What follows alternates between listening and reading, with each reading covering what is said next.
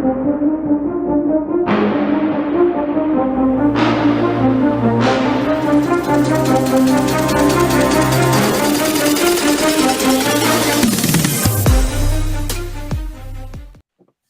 everybody, to Wire2Wire Sports Podcast, episode 131. I am your sweaty host in the attic tonight, Gene Walzak. Mean Gene. Went with the old moniker because I'm in a bad mood. Bad mood. To my upper left corner, look at him. There's no backdrop. He's not even in the same place he's normally at. The guy that runs the ones and twos, College Cottrell. What's How you going feeling, on? Cottrell? I'm feeling good, man. You know, it's a good time of year. Weather's finally starting to get nice. Got some playoff ball coming. I'm excited, man. I'm excited also. In my upper right corner, I got Scholastic Shally, Uncle Shally, rocking the CSAs. What's happening, Shal? Nada. Another tough Phillies loss today. Not real happy about it. Yeah, no, I wasn't happy about that either. We might even have a special guest, as Mr. Softy might be on the line later. I'll take all the shots I want. I heard this right before I got on the show, and I just want to say something. I'm going to say it out loud. I don't really care. I hope it gets sprayed anywhere. I'm going to say it seriously. I don't get off where dorks who are good at softball feel like that they can have like an attitude as if like they're just good at life. You're not, dude. Relax. I'll play the Mr. Softy music every time I walk by you. Now to tonight's show. We got NBA, NFL, UFC, PGA. By the way, speaking of people I'm pissed off at, Brooks Koepka is on my shit list. I 20-hour bet to win $900. I can win $900. He's up 4 strokes going into Sunday. And would he lose by 4 strokes? Yeah. Like 75? Yep. Thanks for nothing, Brooksy. You jerk. We got a lot of show to get into this week. NBA playoffs. The play-in games kicked off last night. Let's talk about those. Let's start with those. Play-in games. The Atlanta Hawks dog walked the Miami Heat in Miami last night. Everybody had that. When you see the graphic that the NBA put up, it was like everybody thought the Heat was going to win. This is amazing. The NBA has this on their website. This should be you got to be kidding me. They already have the Heat as the 7th seed. But No. They don't actually. If you look at it in the black, the 7th seed, they're matched up with the Celtics. The Hawks. They got it right now. Okay, good. But they had it's I guess 7 going in. I don't know why that was there for the that's weird. But all things said, you have they're playing the winner of the 9-10. Yeah, that's all. It's got to be me. All right, but everyone picked the Heat, and Charles Barkley had another really funny bit last night. He said, I'll put $1 billion on the Heat. And they're like, you don't have $1 billion. He goes, I don't need $1 billion. The Heat aren't going to lose. Well, the Atlanta Hawks were not up for that parade. What's up, Daniel Barry? The Atlanta Hawks were not up for that. Let's talk about that game first. Kyle Lowry was the only Miami Heat player that looked like he showed up last night. He turned back the hands of time, dropping 33 in the play-in game. Jimmy wasn't that good. Tyler wasn't that good. Bam was not good at all. No. Your thoughts? I mean, I think just watching that game, it's kind of eye-opening. I mean, I will say I didn't see the first quarter. I checked it on the score and I was like, whoa, is this right? Like I was like halfway through the second quarter, I was looking at it. I really didn't think the score was right at first. But you know, the Hawks came out hot, and I think going in, you know, Trae Young said after the game that Quinn Snyder made an emphasis for the Hawks to play a little bit faster. Their half-court game this season hasn't been great, but you saw in that game against the Heat's pretty much known for their defensive abilities, and the Hawks did a great job getting out in transition, and Trae Young was scoring, facilitating. Hawks offense looked great. That Hawks team is that they surprised me. They definitely surprised me that game. That's for sure. I had the Heat too. I think everybody had the Heat. Shall we? No, I mean I agree. I mean I had the Heat as well. I think it's don't even let the final score really misguide you or mislead you how tight that game was, because they were down by 20 the majority of the game. They tightened it up a little bit at the third quarter, and the Hawks went on a little bit of run again. Heat were really never in that game. Like you said, I think Kyle Lowry showed up, played well. I find it ironic that Jimmy Butler called everybody out after the game, because he didn't. To agree with Gene, I don't think he played that well. And he said everybody's got to be the opposite, when we play, the winner of the other game tomorrow night. I think he's got to start with himself there. Jimmy Butler did not show up, and we've talked about Jimmy Butler at length on this show for numerous reasons, but that's uncharacteristic for him. He's a gamer, he's a dog, and it was very surprising to see him play so poorly last night. But like Cottrell said, I think Atlanta came out with a really good game plan, get out in transition when they could, and when they were in a half court sets, like he said, shoot fast, play fast, and don't really let Miami grind the game down into more of a defensive game and a half court game. And Atlanta shot well enough and got out of that big lead, and that was kind of a wrap. If there's one thing Miami is not built for, it is not built for coming back from big deficits like that. So kudos to Atlanta. They got a crazy tough matchup now, and now Miami's going to play for their life tomorrow night. Jimmy Butler was 6 for 19 last night. I don't know who you should be calling out.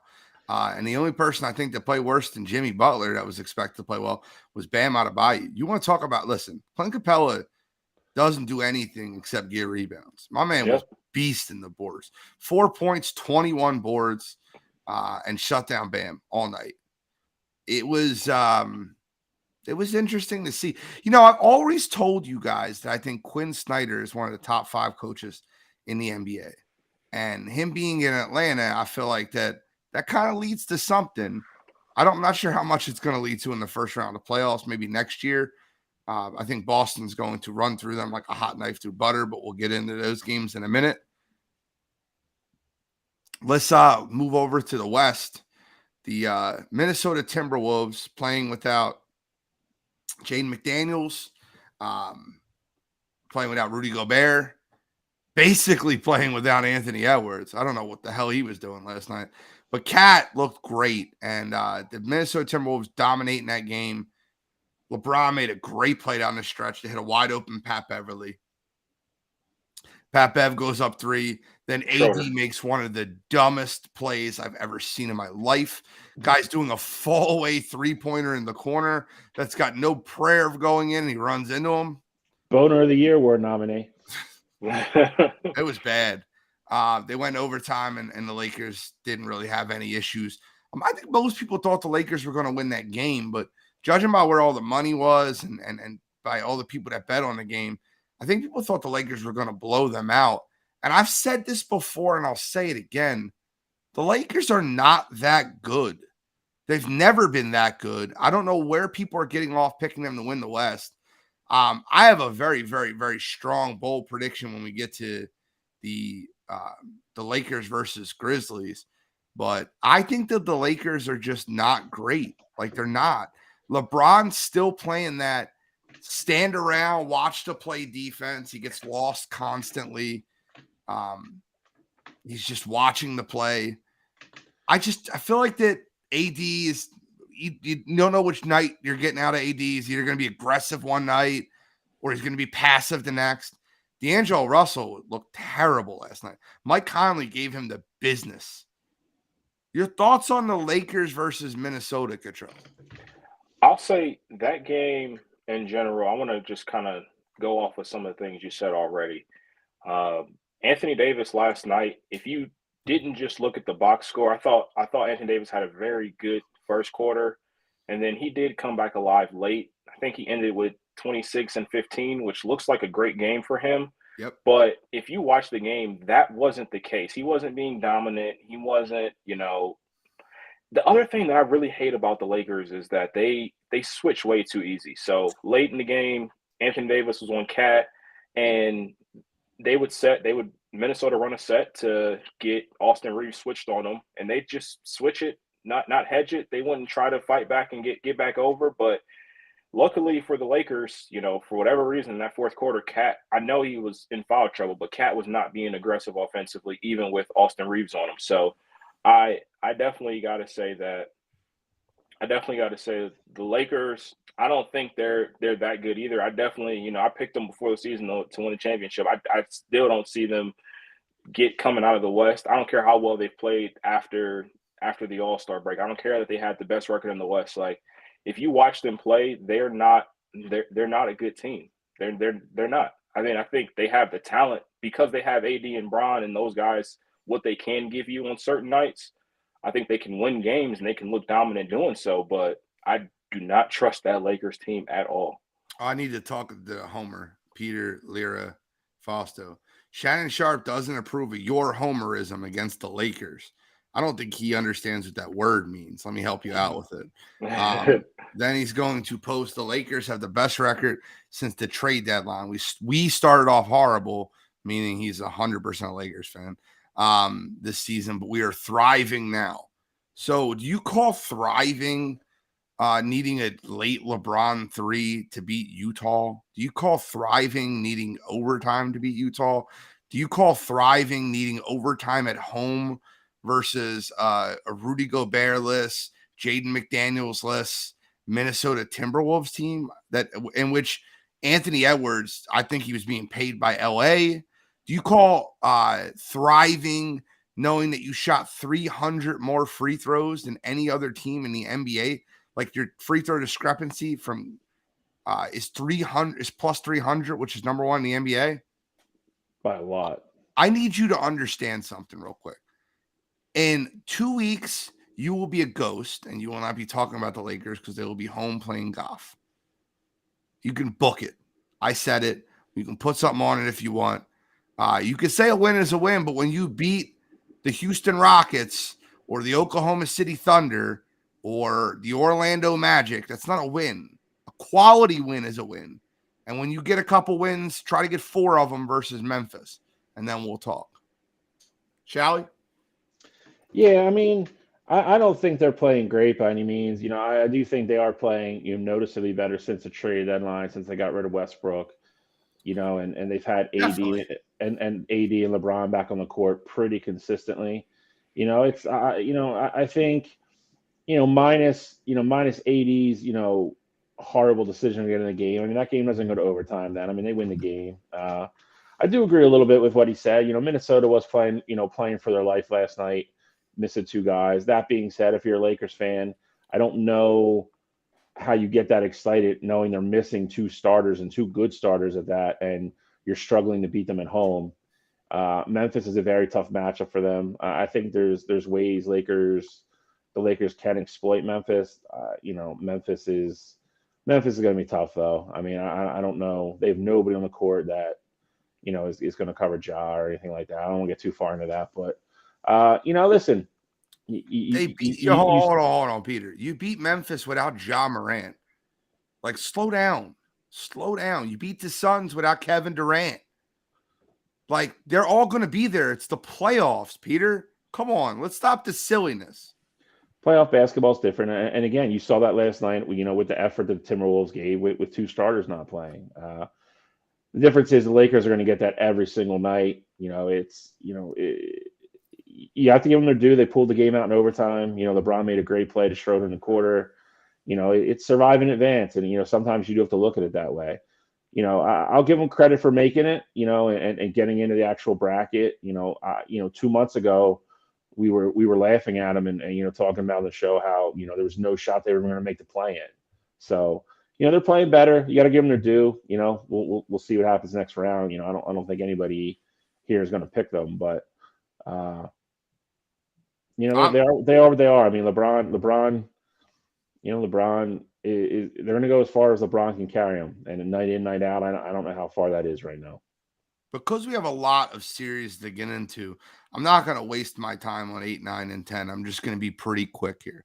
Each one of you guys, I want you guys to tell me out of 8, 9, and 10 which team you think is coming out on each side. So for the East, it would be the Miami Heat, the Toronto Raptors, and the Chicago Bulls.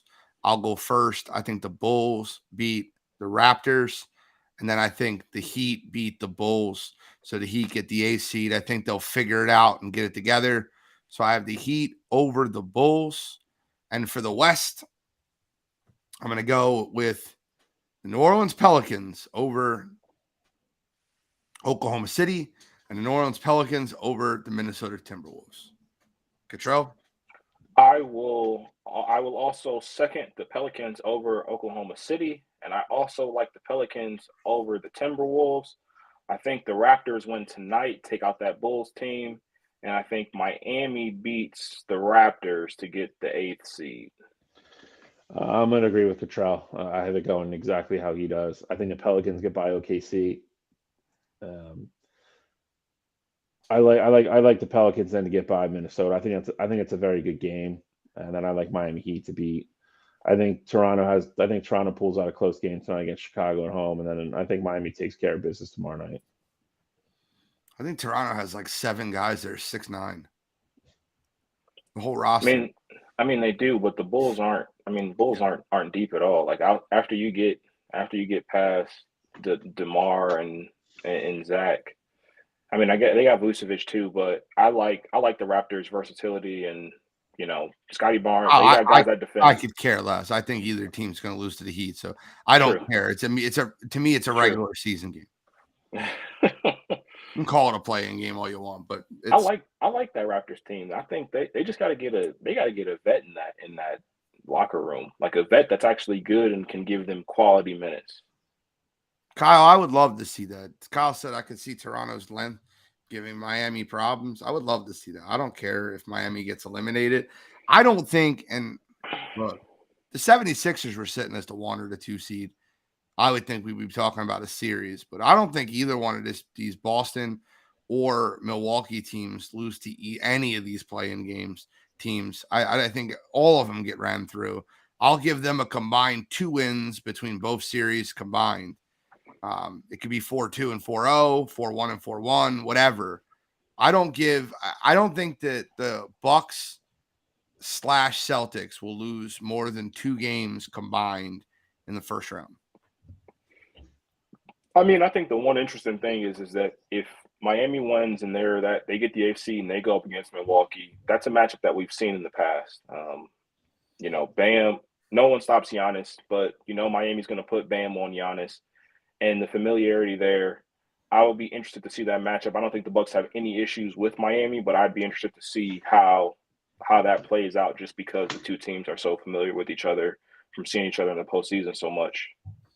Last time they seen each other in the postseason, Milwaukee ran through them like a hot knife through butter. They did. That they did. And I think Milwaukee is just going to run through them again. I don't think that'll be a problem. Matter of fact, let's start there. The 1 versus the 8. We all have the Miami Heat. So Milwaukee versus Miami. Let me know where you're going first. I'm going the Bucks in 5. Going Bucks is 5 as well. I'm also going Bucks in 5. I don't think it's a series. I really don't. I think Jimmy Butler has a really special game that makes it gets them a win. I think they play them close a couple games, like real down the stretch. I think Milwaukee pulls away, but I don't think they get blown out every game. But I think the Milwaukee Bucks are just too much. Too deep. Too deep. Miami doesn't have the depth to keep up, and I just think they have too many weapons offensively. All right, we'll stay in the East. We'll talk about the number 2 seed. The Boston Celtics versus Quinn Snyder and the Atlanta Hawks. I also have the Celtics in 5. I think Atlanta will figure out a way to get game 3 in Atlanta. I think Quinn Snyder will be I think Trae Young will go off 1 game. I think that Atlanta figures out a way to get 1. I'm gonna go Boston in 6. I think they steal another game somewhere. Boston's health, they are a little bit banged up. It's the only thing that really concerns me. And you referenced earlier Quinn Snyder. I think Quinn Snyder steals them the game somehow. I think he's a good enough coach to get Atlanta consistently scoring against Boston's defense, and I think they managed to steal 2 games. I think Boston's a bad matchup for that Atlanta Hawks team. I think they can get bored with Clint. Boston primarily Jason Tatum and Jaylen Brown are obviously they got Robert Williams as well, but Tatum and Brown, I think they rely on them heavy for rebounds. I think the Hawks can dominate them on the glass, but outside of DeAndre Hunter, I don't really like their wings defensively to guard JB or Tatum. So I got Celtics in 5. Okay, so let's head over to the West. We'll talk about the 1 versus 8 and 2 versus 7, and then we'll get into the big matchups. We're kind of working our way into those big matchups. The Denver Nuggets will be taking on the New Orleans Pelicans based off what we've all predicted. I actually, it sounds crazy. I actually think the Pelicans give them a little bit more trouble than Denver's asking for. I think Denver's a very fraudulent team. I think that they'll be eliminated in the second round, but I think they win the first round. They get a playoff series win. I got the Nuggets in 6 over, and, way closer series than it needs to be. I really love that. I feel like people forget because the Pelicans really haven't been relevant, but Pelicans made the playoffs last year and they took number 1 seed to 6 last year. So I think you can get that again with that Pelicans team. Sucks that they won't have Zion. Well, I should say they most likely won't have Zion Williamson because he's not feeling like Zion yet. So I tend to agree with you, Gene. I think that this team can give them problems. Brandon Ingram and CJ McCollum, when the problem is they just haven't played together that much. Obviously, BI has been more healthy down the stretch, but I like this Pelicans team. They play well together. I'm gonna go Nuggets in 5, but I would not be surprised at all if this went 6. I have Nuggets at 6 as well. I don't think they're a fraudulent one per se. I think they're just they're gonna run the matchup issues as further we get with these teams, other teams being healthy, who haven't been healthy all year. But I do agree. I think New Orleans is gritty. They got their experience last year, like both you guys mentioned. This is going to be a situation where the moment is not too big for them. I think they're going to be comfortable playing in the playoffs. The Zion thing is what it is, unfortunately. But I think they've been playing all year without him. They have a bunch of big wins without him. They've learned to play without him. And I think they can be effective against Denver. Denver's a very Zion's the new Ben Simmons, bro. I mean, you're closer to it being true than you're not to be true. I'll say that, and I think people need to start really understanding that. But again, I think Denver's a very efficient offensive team. They score easily. They're not imposing defensively, though. And that's across the board. So, I do think CJ McCollum and Brandon Ingram can, have their way. And, as long as I think if they stay in games, I definitely think they can steal a game or two. So I think Denver advances. I agree with both of you, though. I think it's a tougher series than that kind of meets the eye or just looking at it on paper. I'd like to go third on this next one. Memphis Grizzlies, Los Angeles Lakers. I'm gonna say I can go first on it because I already have all my made up on this series. I'm taking the Lakers in 7. I don't, like I said before, I don't love this Lakers team. I think they're catching Memphis at the right time. Obviously, Ja had been gone for a little bit of time because of his issues. Right now, the Grizzlies also don't have Steven Adams or Brandon Clark, so they're missing their top 2 bigs on that team. Obviously, Jaren Jackson's still there. Should win Defensive Player of the Year. He's had a really good season, but I think that plus the Lakers, how they're playing right now, I think this is going to be a good series, and I think it goes 7. And the Lakers, I think they find a way to pull it out, and they're going to be more fraudulent to me even at that point because it's like, oh, people are going to think, oh, maybe the Lakers can win it, but I think this is just a matchup situation. Well, I'm glad you went first because here I was thinking I was going to get a bunch of crap for my prediction, but I feel so much better now. I have Memphis advancing. I do think it's going 7, though, for a couple of the reasons that Cottrell said. Memphis is not going to be at full strength. You have Dylan Brooks, who's also running his mouth. I think Memphis has got a little bit, I don't want to say full of themselves, but we've seen it this year. I think they're feeling themselves a little too much. I think they play great at home. Playing in Memphis, that crowd will be fully behind them. They have not played well over overwhelmingly well on the road this year. I think the Lakers have enough matchups, to go in their way that I think they can win 2 or 3 games and make it very interesting. I do think Memphis advances, though. I think 7th game at home. I think you see a very special game from Ja that night. D'Angelo Russell is not good defensively by any means. I think it's gonna be very interesting. But so wait, we're talking about the Memphis Grizzlies not being able to match up with the Lakers, right? That's what we're talking about. Listen, I think they have matchup issues. I mean, I think you can, I think if Steven Adams is there, I would like it a lot more. I don't think Steven Adams matters at all. He's not going to stick AD. He clogs the lane. He plays good defense, man. I mean, I'm not saying he's going to shut AD down and AD is going to score 4 points a game, but you can't tell me that Steven Adams not being there is an advantage for the Lakers. I'm not. I think it is. I'm not an NBA coach, but if I was an NBA coach, I would play Jaren Jackson at the 5, Brooks, Bane, Ja Morant, and I would run that old team up and down the court. Look, Jaren Jackson, we just said he should win the Defensive Player of the Year, which, by the way, Evan Mobley's probably going to win. He's gotten a lot of real weird votes, yes. Which is wrong, but it's okay. Jaren Jackson should be the Defensive Player of the Year. He's going to stick AD. You're going to throw Brooks on LeBron with Bane and Ja Morant not being guarded by anyone. You're talking about Austin Reeves and D'Angelo Russell. Are you out of your mind? The matchup issues on Memphis. Look, I got Memphis in 6, but I'll tell you right now, if they talk a little jive, the Grizzlies will do it in 5. And if they talk a little more, they might sweep them off the floor. I got the Grizzlies, and I got the Grizzlies never in jeopardy in this series. Look, the odds came out in the series, and the Grizzlies are only a -130 series favorite. And I think that's an absolute joke. And I get it. Vegas is trying to capitalize on the Lakers' money and trying to protect themselves because so many teams are all in on this Lakers team. I'm telling you right now, that Lakers team is old. They're not good in transition at all. They do not play good defense, and Memphis is young and going to run. I got Memphis, and I think they'll win the first game by 25 points to lay a statement on LA. I don't think that this Lakers team isn't that. I mean, obviously Bron is old, but I don't think the Lakers team as a whole is old. D'Lo's under 30. Jared Vanderbilt's under 30.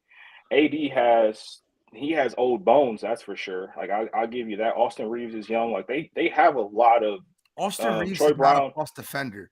D'Angelo Russell's not a plus defender. He's not old. They don't run. They don't run well. Malik Beasley is a spot up shooter. He's not a great. He's not old. He's not old though. It's fair. That's all I'm saying. That Lakers team comes and goes with LeBron James. LeBron James controls and dictates the pace of that team. That Memphis team is going to run him. I don't disagree. I mean, I don't disagree with that at all. I just think now small that whole series.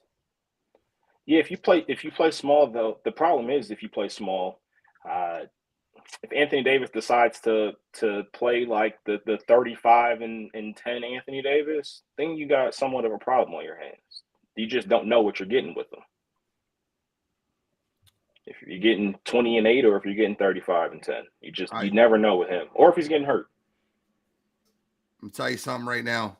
Sunday, I'll be in Mexico sipping a Cuba Libre, watching the Lakers get absolutely trashed. I think that the easiest bet you can look at in the entire playoffs is Memphis game 1. They're only -3.5. Bet $5,000 on them. I'll pull Charles Barkley, put $1 billion on them. Why? I don't have $1 billion, but they're not going to lose. I agree 110%. Lakers are going to come out flat. They're going to Memphis. Memphis had this time off.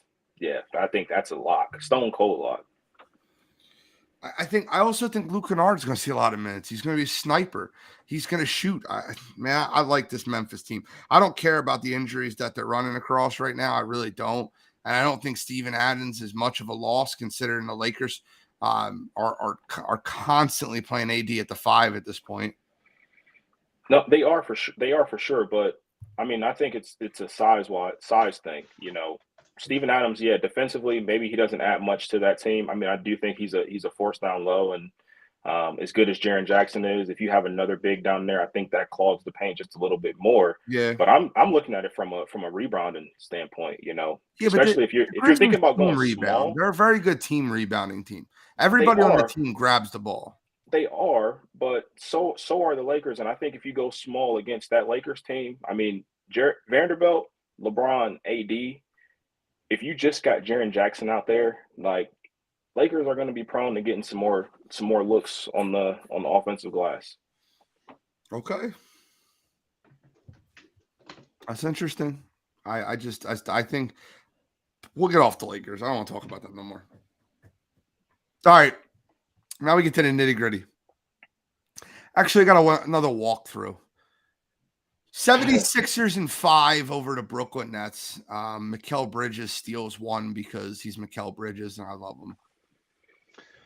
Yeah, I mean, it should be 4, but the Sixers will have that one just, punch yourself in the face game because they always do. Yep. I agree. Brooklyn will win a game somewhere, and it'll be Sixers in 5. That should not be a competitive series. I'm not going to lie to you. That series 1,010% should be a sweep. If you look at that series on paper, that should be a sweep.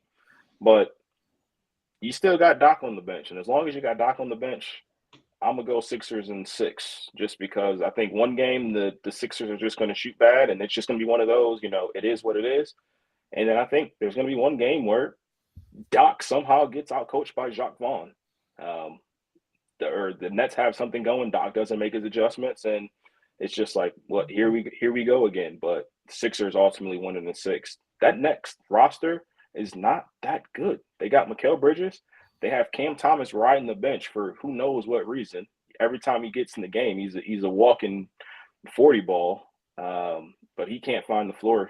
So I think the Sixers shouldn't struggle in this series at all. Should be a sweep, but I'm going Sixers in 6.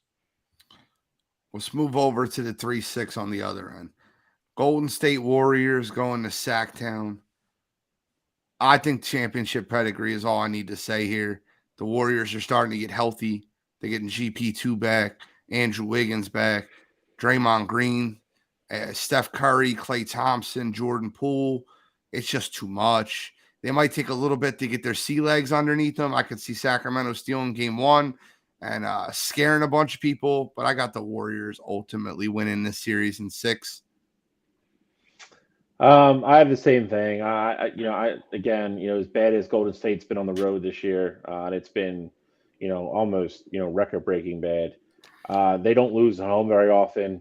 I don't think Sacramento wins both games at home, and I think as soon as that happens, they're in trouble because I don't think Sacramento wins in Golden State. So, that is going to be that'll be an interesting series just because they're so close geographically. Won't be a lot of travel time for either one of those teams, which will be nice for them, heading into the second round, whoever comes out of it. But Gene hit on the big things from Ace. This is the first time probably all year, other than the beginning of the year, that Golden State's really been healthy. They're going to have all the role players there. They're getting Andrew Wiggins back. You know what you're going to get out of Steph. I just don't think, and this also being Sacramento's first playoff, appearance in, I don't know, maybe Cottrell's lifetime. I don't know. I think that moment can get away from them a little bit, and I think Golden State takes care of business.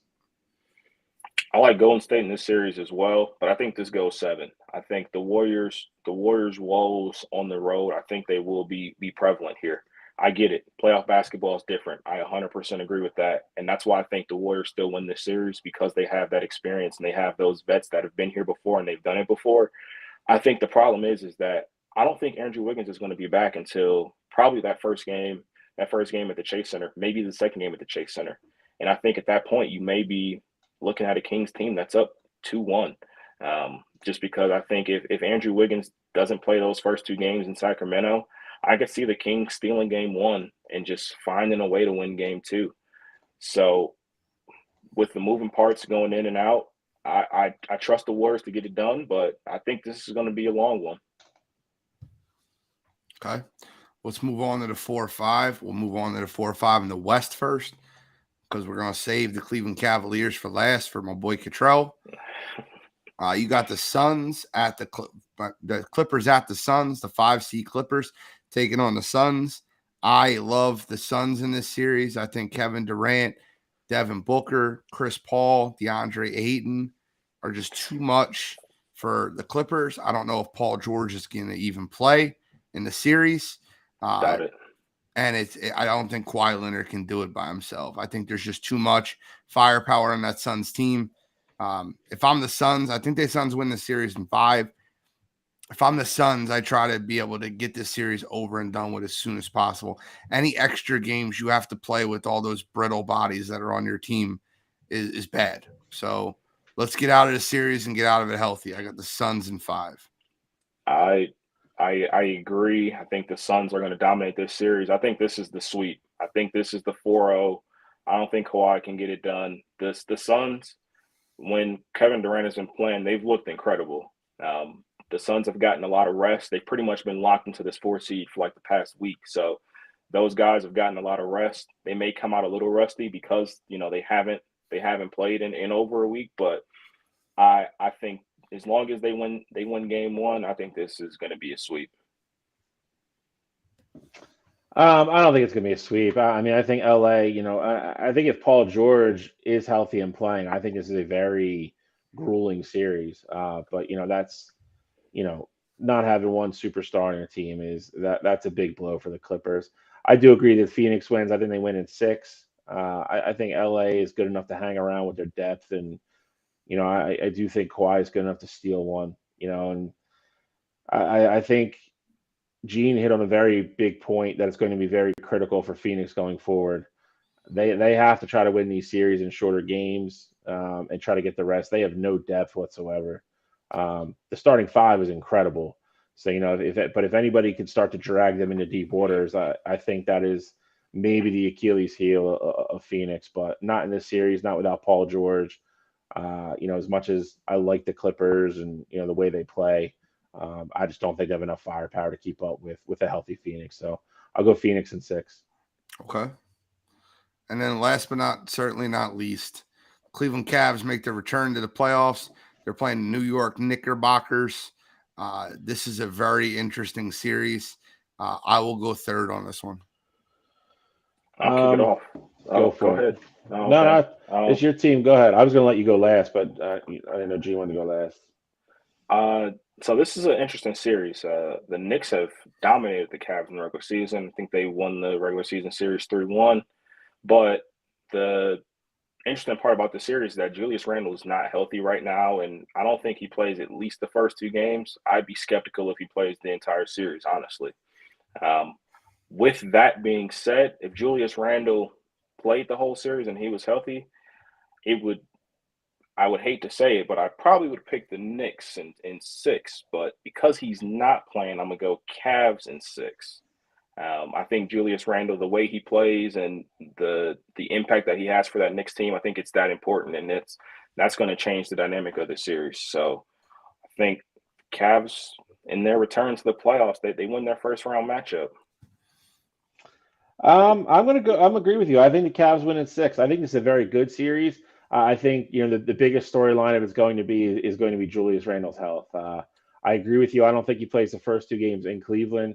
I think he might give it the old, Walt Frazier try at home in the Garden and come out and and then at least try to give it a go. But him not being 100% is a huge blow for the Knicks. I think they're a team that have kind of gotten back on the right path this year at least, and with some of their young guys, Jalen Brunson's been great for them. It was a huge signing out of Dallas. I like Cleveland's depth though. If Mobley and Jared Allen and Spider and all those guys can stay healthy and keep playing, I like Cleveland to handle business here. I will take Cleveland in 6 games as well. People forget about playoff Donovan Mitchell. Yeah. I remember playoff Donovan Mitchell. My man was going 50-piece or 50 burger with Jamal Murray in one of the best series I've ever seen when Utah played Denver.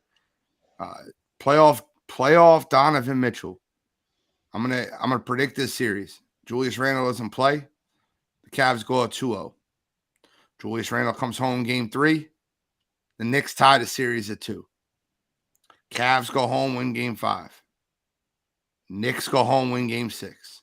And in game 7, Donovan Mitchell puts up a 50 burger and sends the Knicks home.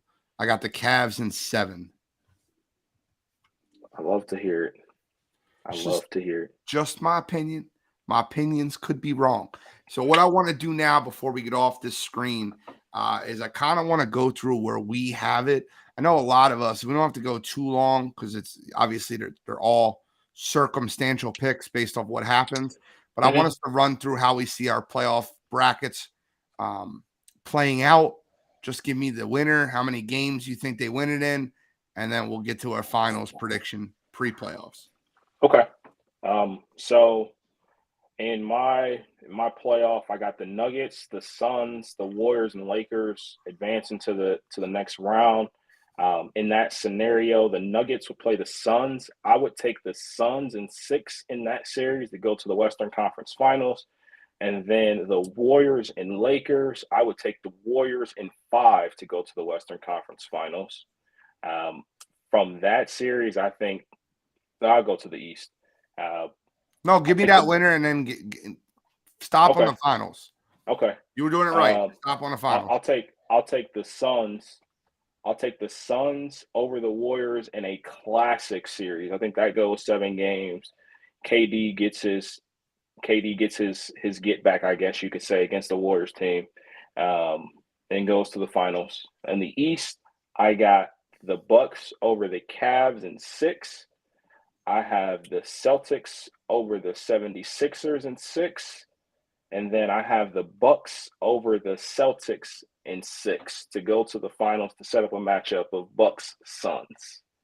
Give me your winner. My winner, the Milwaukee Bucks. Milwaukee Bucks in a 7-game series. I think that's another classic series, but I think Giannis gets the best of KD. Okay. Shally.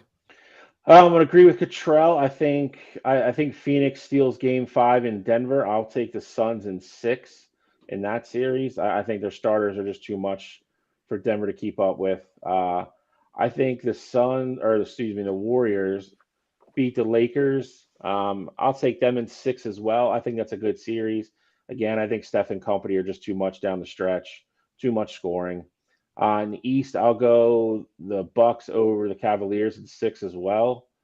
76ers versus the Celtics. I will take the 76ers in 7.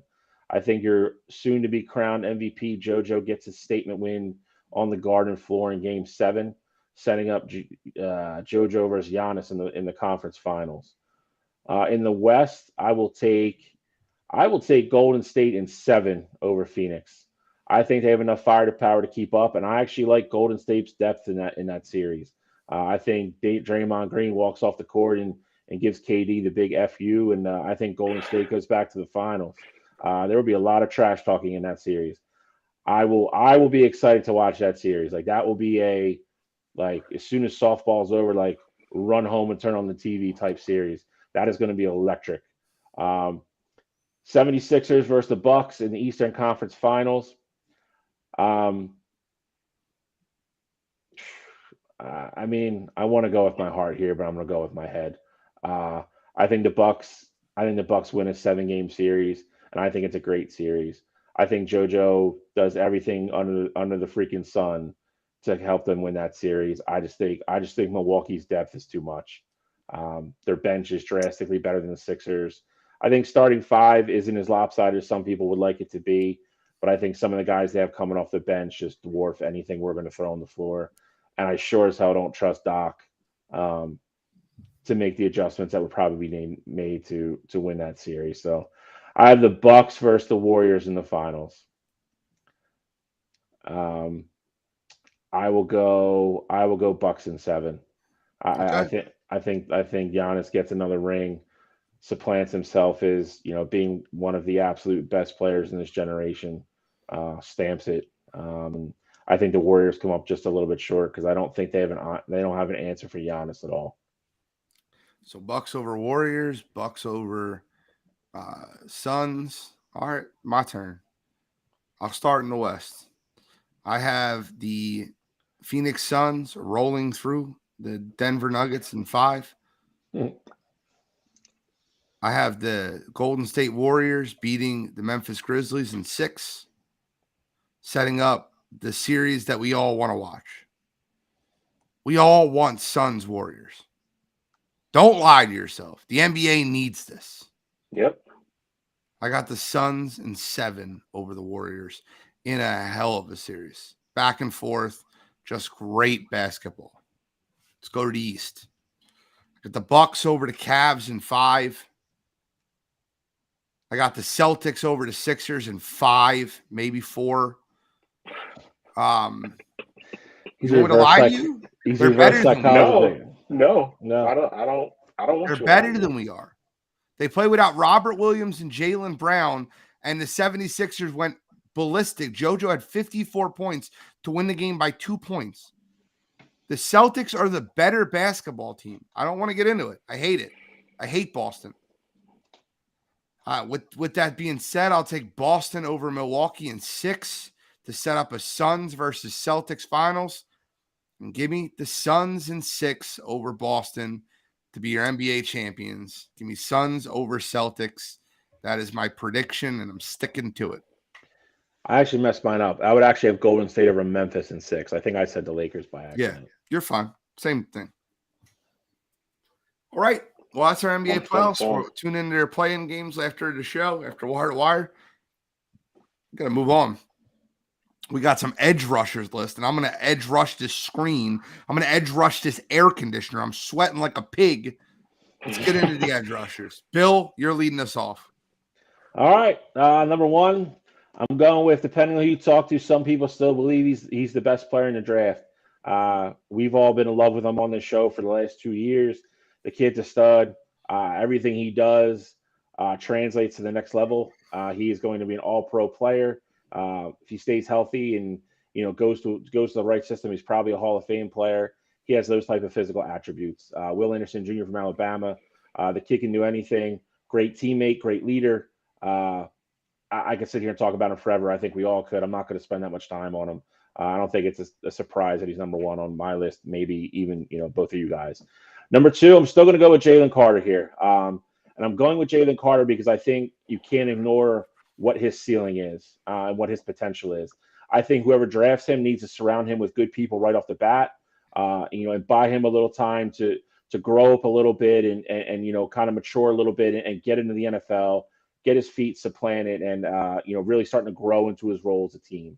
I think he needs to get away with from certain people in his life and really concentrate on football. And I think if you do that, I think the sky's the limit for the kid. There's a lot of people that have him as still the number 1 overall prospect in this draft, and including Will Anderson Jr. and all the quarterbacks. So still a lot of believers in him. I want the kid to succeed. I just think he has to grow up. I think he's got to go to a place, where he can, like I said, where he can mature and kind of really, get his life together and focus on being a professional football player.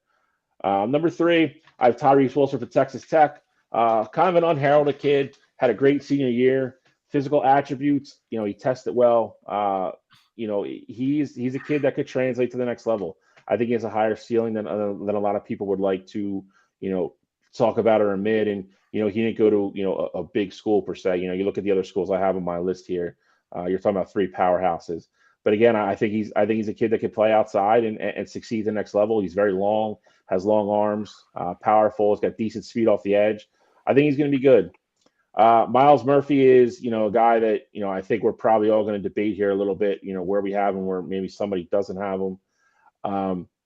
I disagree slightly. I think with his physical attributes, I think you have to take a chance on him and get him to a good system where, he's coachable and, kind of get his head kind of refocused on football. I think he had a little bit of too much of an easy ride at Clemson, with his being such a heralded recruit and coming in. And, there's games that you do watch when he turned it on and really wanted to play. He was dominant. And there's other games where he doesn't really jump off the screen, like he should for somebody who is, talked about being, a mid to high first round pick. So, but again, I think somebody's going to take a chance on him just because of his physical attributes. Number 5, I have his teammate, Brian Brees, who I think is probably the more consistent of the two. Don't think he's quite as good an athlete as Miles Murphy. I think he's going to be a very solid NFL player. I think whoever takes him is getting a great kid that is going to buy into whatever system and be a very solid NFL professional. Probably make a couple Pro Bowls here and there, maybe. I don't think he has quite the ceiling as the other 4 guys that I have on my list, but I think he's a very solid player. He's going to be a very solid pro. So I have Brian Brees at number 5. All right. Who's next? It's me. I'm glad it's me next because I have a couple comments that I want to get into. Will Anderson Jr. is the best defensive player in this class. The class. He's next level. He's outside linebacker, edge rusher. The guy's intelligence level is off the charts. He's fast, strong, elusive. I cannot wait to see where he lands because he is a defense-altering player. He's a generational talent. I'm a Will Anderson fan. I'm a believer. I love Will Anderson Jr. Do I need to say it again? Like, generational talent. After watching him play versus Georgia, not this year, but last year, I said this kid's going to be the best player coming out next year. No doubt in my mind. I even said on the Georgia championship show, the best player in the game was Will Anderson Jr., if you guys remember that. Number 2, I got Jalen Carter. I think Jalen Carter's situation really matters, like where he goes. Like, you don't want him to go to and normally when you're, getting picked in the top 10 picks, you go to a bad team, which is a bad culture, a bad situation. Because he goes into a bad situation where they're 5-12, I can see him really going off the rails. I think he needs to walk into a right culture, and I think the culture he's going to walk into is the Philadelphia Eagles. I think he goes number 10 to the Eagles, and I think Jalen Carter becomes the new Fletcher Cox and becomes the second most dominant defensive tackle in football for years to come. I love me some Jalen Carter. The guy is an animal. He is strong, fast. He is a game wrecker. You put him on a defensive line with Jordan Davis and Nakobe Dean, and you have your 2021 Georgia Bulldogs up front. I love it. Number 3, I have Tyree Wilson. I read the comment earlier. I want to put it up. John says I would have Murphy over Wilson. I'm not nothing against Miles Murphy, and I'll talk about him in a minute. I struggle to put Miles Murphy on my list. Tyree Wilson has explosion. I see it coming off the ball. I think that Tyree Wilson projects very well to the next level. I think he can be a very solid edge rusher. And he's actually not bad in the run game either. You wouldn't be able to tell by watching some of Texas Tech's games. But he's actually a very good – he stuffs the run very well. Intelligent player. He knows when to crash on the hole. He can almost predict when the play is going to be a stretch play or when they're trying to goad him.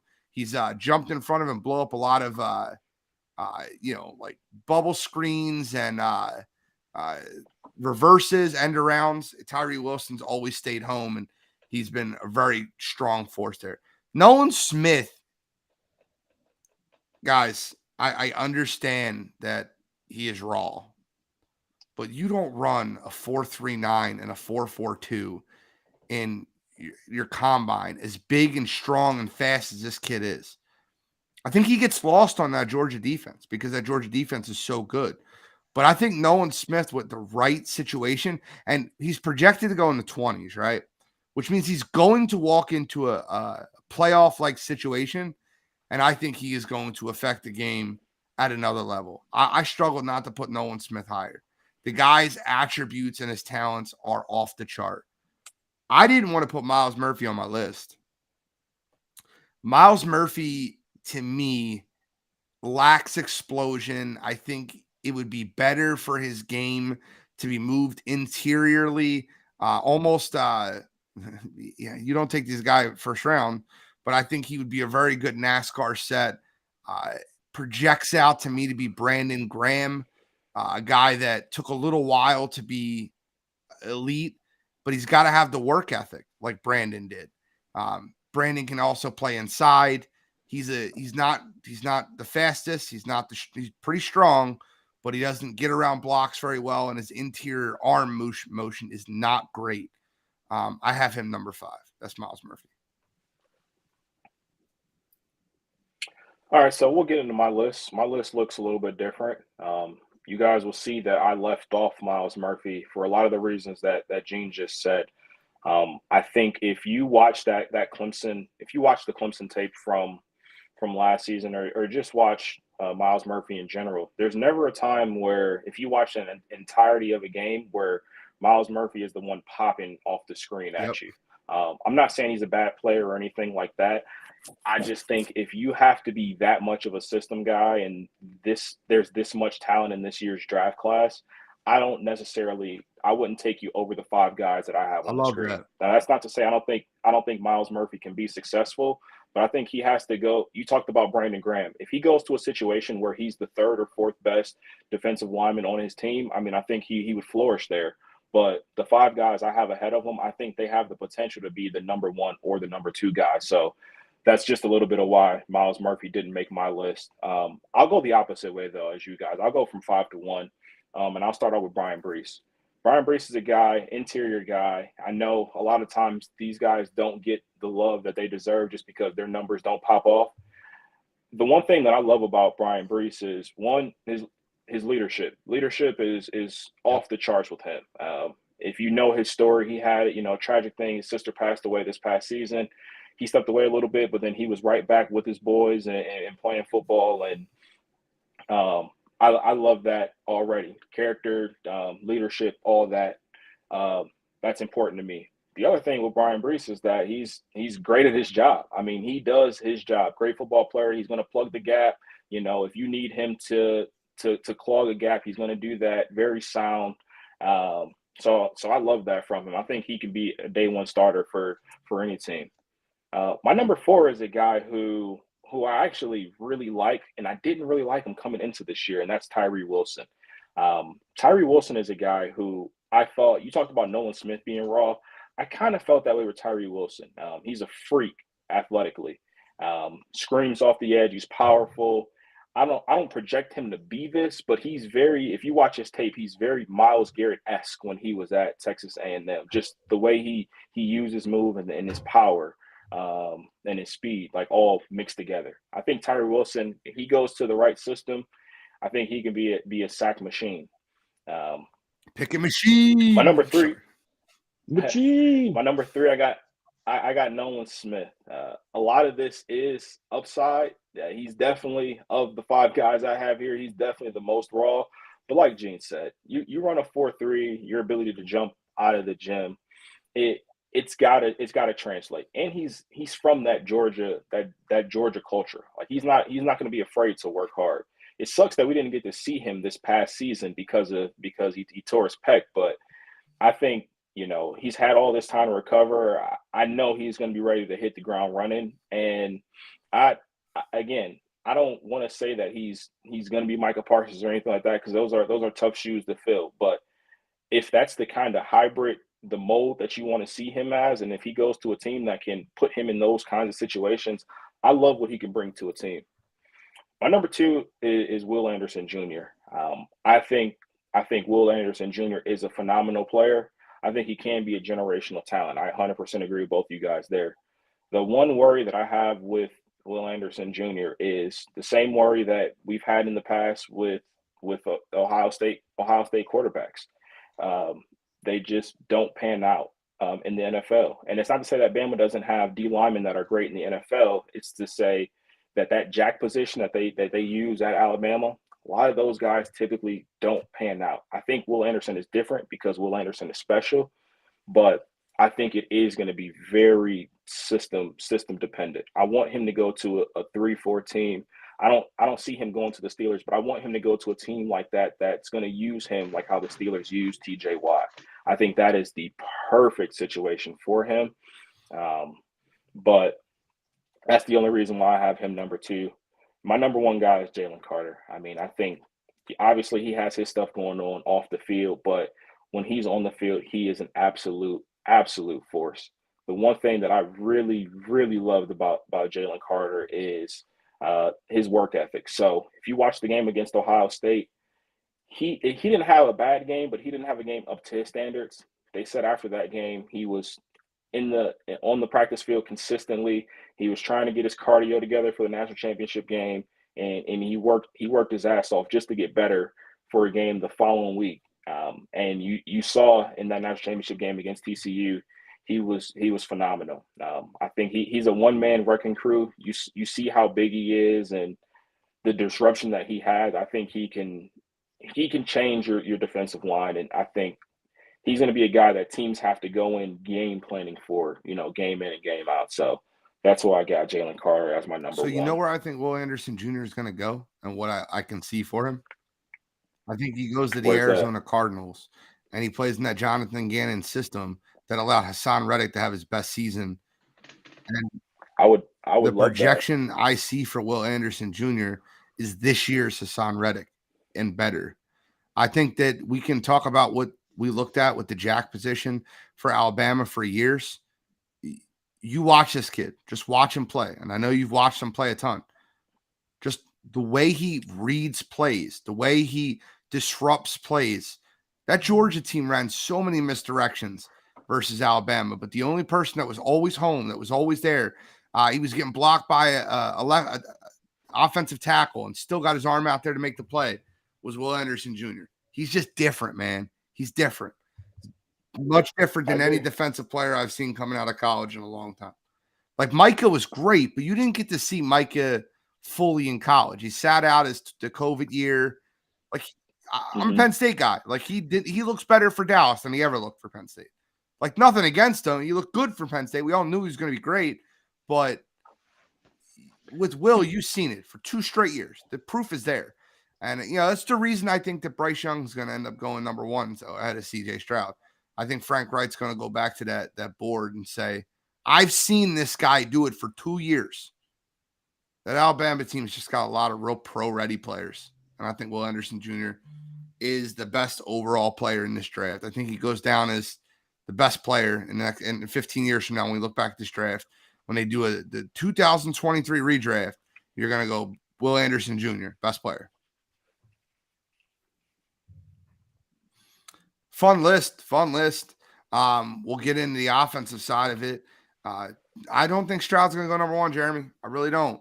We can have that debate real quick if you guys want, but there's a lot of information that's been coming out recently that Bryce Young's going to be number 1. His odds have skyrocketed up. FanDuel. I think Bryce Young goes to Carolina. Yes. I really believe that. The one thing that kind of confuses me is that after the combine, after the pro days, all of that, I'm not going to say it was a done deal that CJ was going to go number 1, but the odds were heavily skewed. I think he was like minus 500 or so. CJ had great odds there. Nothing has really changed since then. Like Bryce Young didn't go out and run a 4.5 or a 4.4 at his pro day. Like I get it, he threw at his pro day, but nothing has really changed since then. So I'm really confused. Confused, not the word. I'm really interested to see what Carolina's people read into everything. Is. They were even reading into Twitter about like following DJ Chark and Adam Thielen. There's a lot of things people read into. I just think when I look at these two guys and I watched them play football, Bryce Young showed me he's the best quarterback coming out of college. Now, I got to give CJ Stroud credit. I was off CJ Stroud for a year and a half. And that game versus Georgia on New Year's Eve really made me turn the page on CJ Stroud. I apologize, CJ Stroud fans, for all the slander I threw on his name. But if we look at CJ Stroud, in the 4 biggest games he's played as a college quarterback, he only showed up for 1 of them. The other 3 he did not show up for. And we say we want to say he didn't. But, hey, listen, the most important one was that game versus Georgia, and he looked phenomenal. What's your thoughts, Bill? Who goes 1? I think Carolina's going to take Bryce. I think for a while I was pretty sold on CJ. I think they went back and I think they looked at everything. And I think, kind of like you said, I think they feel more comfortable with knowing who Bryce really has been for the last 2 years per se. Whereas, like you said, like I think CJ's put up great numbers. I think I'm higher on CJ now than I would say that I almost was on fields coming out 2 years ago. I think he showed me a lot at the end of the year. But again, I think you're comparing to the guy that's played really high level for 2 years and the guy that's kind of like continued to, improve. And it's a matter. I think it's a personal choice of what they feel comfortable with and what they want, and how they're going to run their offense. I think they're both going to be successful. I think CJ's shown that he can throw the ball at all three levels, throw accurately. I think if there's one gap in a skill for me, I think it's how much comfortable Bryce is in the pocket versus CJ. I don't think CJ likes to really escape and use his legs like he could. I think they're an underutilized weapon for him. But I think Bryce's awareness in the pocket and the way he moves his feet, the way he constantly keeps his eyes up and downfield, he's well mature beyond his years with things like that. And I think that's going to lead to him having more success at the pro level quicker. But I think whoever picks them 1-2, however they go, I think both teams are getting good quarterbacks. I want to address this comment real quick. The IQ test for Young was off the charts, but Stroud, I think, has the highest floor than Young. I agree. I think CJ Stroud has the higher floor, being 6'3", the prototypical quarterback that's going to be able to stand in that pocket and sling the ball. But the number one overall pick, I don't draft floor. I draft ceiling. And I think Bryce has the higher ceiling. So we can say what we want to say about floor, but I think the ceiling is higher for Bryce. And I think the big difference between Bryce and CJ is Bryce's ability to ad lib and make plays when the play is breaking down in front of him, getting out of pressure and being able to throw on the run. A play he made versus Georgia that I still watch, and I'm still baffled by it. He escaped the pocket, he dropped back, pressure coming from the outside. He ducked in, moved over, and then hit a seed up the sideline. And it was just like, man, that was just special. And when I watched that, I don't know. I love watching what I see with Bryce Young. I think he's just playmaking abilities off the charts. I think you factor the play that he made, against the Texas game that saved their asses in that game. Pretty much had a guy on his back and same kind of thing, ducked out and, rolled to his right, threw the ball over the middle and, saved the game for Alabama. They were about to lose that game. Those are plays that you could only make if you're that comfortable and that confident in what you're doing and where everybody on the field is going to be. And I think that maturity and that grasp of the game and the offense, I think it's the little things like that I think are separating him from CJ right now. I think, by the way, I want to address this point by Jeremy. He said that's a great point, but have we seen this with Kyler?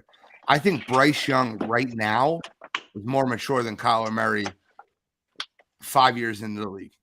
Agreed. I think that's a bad comparison. You're just looking at them because they're short, when in reality, Bryce Young is just light year. And you said it yourself. Bryce Young's IQ test was off the charts. He understands football. He understands the game. I love him. So, all right, we're going to move on to some UFC recap. We had a fun pay-per-view we just had. Cottrell's got lighting now. Look at this. I'm like excited to see that pretty face of his. But the UFC card was fun. It was a fun card as a whole. I enjoyed it to its fullest. I went 5 for 5 on my show predictions. 5 for 5. I predicted the young kid to get beat. I thought he was going to get put in the muddy waters, and he did. I said Rob Font. Rob Font was in trouble early, knocked him out cold.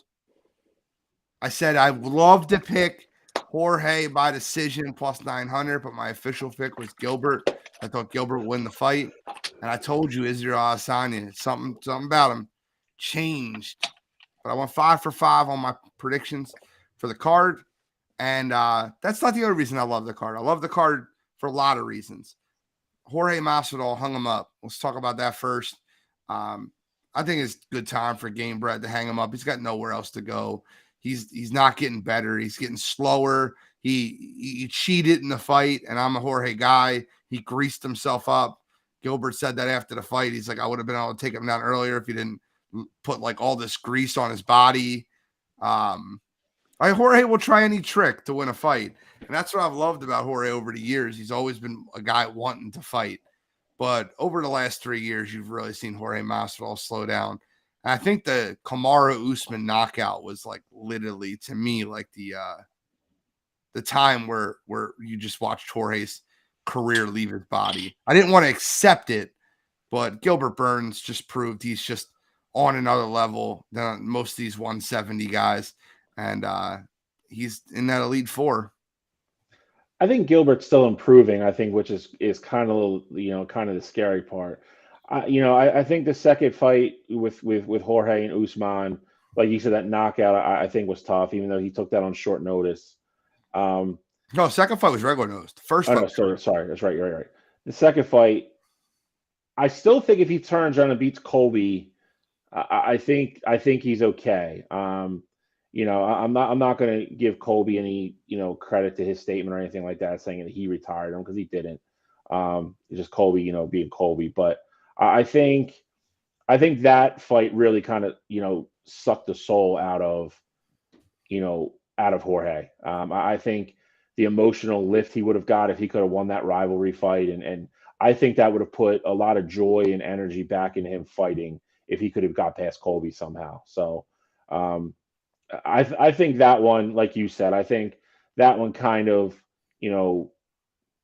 I think that kind of sucked the soul out of Jorge a little bit. And again, I think if he beats Gilbert, I don't think we're having this discussion. I don't think he would have beat Gilbert and hung him up.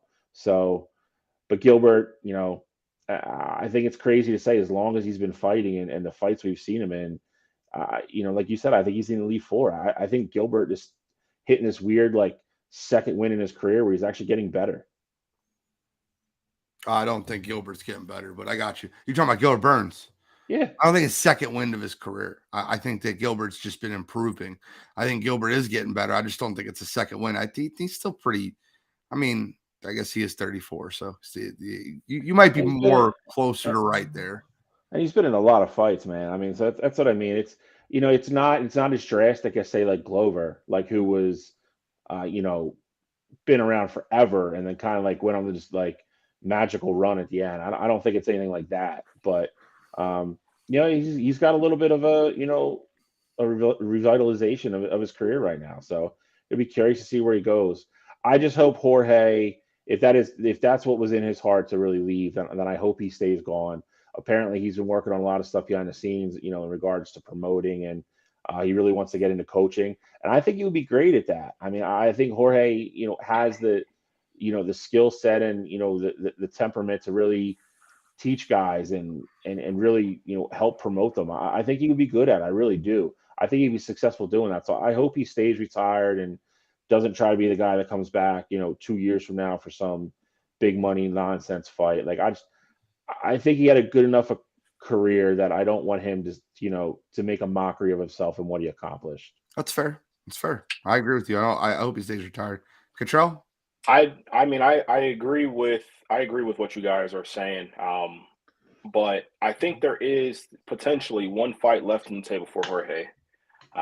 Depending on what happens with Conor McGregor and Michael Chandler, if Conor's not in the title mix like at all after that fight, depending on how he looks, I would be very interested to see a matchup with Conor and Jorge. Like, I could see that. If you want to put the BMF title up for grabs, like, you could sell that as your main event. Like, that'd be a fun fight. You're not going to see much wrestling there. Those guys are going to go in, try and knock each other's heads off, and they would be, I mean, especially if Conor loses to Michael Chandler, essentially they'd be at the same point of each other's careers, where it's the tail end. You're not fighting for top contention. I can see you guys fighting against each other. Cottrell, I love you. You know how much I love Jorge Masvidal. I don't want that fight for him. His arms are slower. His body is slower. Father Time has caught up to him. For sure. If he gets in the ring with Conor McGregor and stands up with him, he's going to get knocked out cold. It's not going to be a great fight for him, and I'm a Jorge guy. But that's the kind of fight I would want to see him in. A fight where you don't have to worry about him being taken down. He could let his hands loose. Give me a fighter that's not as good so he can go out on a win, not get his belt knocked out again. I just can't do that. I can't keep watching that, man. I'm a Jorge guy. I've watched him for years. I love the way he fights. I don't want to watch him fight Conor McGregor. And if he fights Conor McGregor, he's going to get smoked. I'm just saying, I think that could be a big money fight. I think it would sell a lot. You would have great press conferences. Yeah. Uh, It's gonna that be a would be, I circus, mean, though. for sure, for sure. Honestly, anything with either one of those guys, if they have the right dance partner, it's a circus. So, but that would be one that I would like to see. But Jorge, I mean, gotta give it up to him, man. Taking the fight against Gilbert Burns in your city, like in your home city, that does take a lot of stones to do, because I mean, everybody going into that fight, I feel like if you actually watch the UFC, I think everybody going into that fight was picking Gilbert Burns. Like, that's why the odds were as high as they were, and all that. It is as fun as Jorge is to watch and support on the mic, things like that. You knew Gilbert Burns is just he's just a better fighter at this point in his career. So I definitely give a lot of respect to Jorge for taking that fight in his hometown, especially if he was considering retiring afterwards. But I mean, the fight itself, I mean, Gilbert Burns dominated. I mean, there's not really much to talk about the fight itself. Yeah. I actually had Jorge winning that first round until like 10 seconds left. The takedown. Gilbert took him down. And I still think I would have nodded the round to Jorge. It was a very close round with the takedown added, but I thought Jorge was winning the round.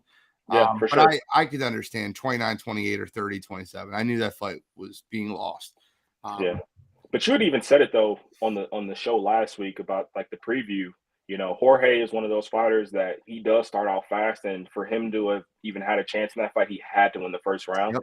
And I also thought once that takedown happened, I thought it was super close, but that takedown put you over the top. So I had it 30-27 as well, but I did think the first round was close as well. Let's move on to Israel Adesanya versus Alex Pereira. Man, you want to talk about a knockout. And I'll tell you, and I want to address on a lot of things in this fight. One, Izzy is the pettiest fighter in UFC. Like, he remembers everything. He remembers the Alex entrance where he was shooting the arrows. He remembers his kid getting in the ring when they fought in kickboxing and laid down. He mocked him for that. I will say this. Israel Adesanya ran so fast from that trilogy fight after the fight was over. I still think he's running. It's unbelievable how fast he ran away from that trilogy. No, he's not getting a rematch. No, he should go to 205. Like, you don't want to see that man again in the cage. Like, I think Izzy won the fight, but I still think there's a part of Alex that lives inside of his head rent free. Obviously, Izzy knocked him out. I definitely agree with that, but I almost wonder behind the scenes, was that something that both sides already knew? Because since then, Alex hasn't been clamoring for the trilogy. Damon even came on afterwards and said, "No, I think Alex is moving to 205." Yep. So I almost wonder, like, did they know going in that, hey, no matter what happens, at least for now, this is going to be it? Because it did. Izzy has definitely been like, no, I think Alex is going 205. Like, we got to, figure something else out. I love the way you changed the way he worded it. That's not how that worked. No. He didn't say, oh, no. He didn't, like, just downplay it altogether. And he said he didn't deserve a rematch. He said he deserved a rematch when he lost to Alex because what he's done in the UFC rate. And then he did Alex a favor by giving him the fight to begin with. And then after he knocked him out, he ended it, and that he doesn't deserve a rematch. Then he said he was going to 205. I heard the whole press conference. There was also a time when they were talking backstage, and he was talking about how much he respected Alex, and how much he had it to. Looked how like much he Alex, respected him after the fight. Made him work. The funny part is that literally, if you saw them like back before they left to go to the press conference, they were hugging each other and talking. He's like, you were a great champion, and I respect you, and like all this other stuff, like all that in there is just talk, part of the business, whatever. Like, they have a mutual respect for each other. So that's the only reason why I say I don't think Izzy is I think Izzy's playing up who he is. He's playing up the win. He's playing up, fighting back from being the underdog, and the redemption behind it. Charlie, your thoughts on the Izzy Alex fight? Yeah, I mean, you guys touched on most of it. I mean, I thought the press conference was kind of funny. I think Izzy made decent points, but at the same time, I do agree. I don't think Izzy wants to get back in the cage with him. He took some bombs right before he knocked him out. I mean, it was kind of, I don't want to say it definitely wasn't a lucky punch or anything like that. I mean, he wasn't getting the best of that exchange when it started. He said he's playing rope-a-dope. Yeah, I don't believe that. So you don't believe that? No, I don't. I somewhat do believe it, because if you watch that, I didn't realize it. Someone did a breakdown after the fact, but if you watch that sequence and then watch the sequence from their first fight in the UFC, it was basically the exact same thing. The one right before the round ended early in that fight, where he knocked him down, it was pretty much the exact same thing. So I think that was his strategy going into the fight, and this time he just had enough time to finish it off. So I actually somewhat do believe it, because it was almost identical situations. It was. I will say this. There's a lot of things I want to get into about Izzy's next opponent and what should happen. But I'm gonna unfollow Cottrell on Twitter. Like, I don't understand. Like, I feel like there's I already know what this is. I feel like there's something. Oh, man. No, the truth is, I think there's something. I don't know who did it. Like, somebody in Habib's family, somebody did something to Cottrell. Like, the amount of, like, he did. It's not even like it was his post. He quote tweeted somebody else's post to say that I would say Izzy's better. Like, he just finds a new fighter to say is better than Habib after they lose. No, talking about a guy that lost 2 out of his last 3 fights. No. The funniest part is,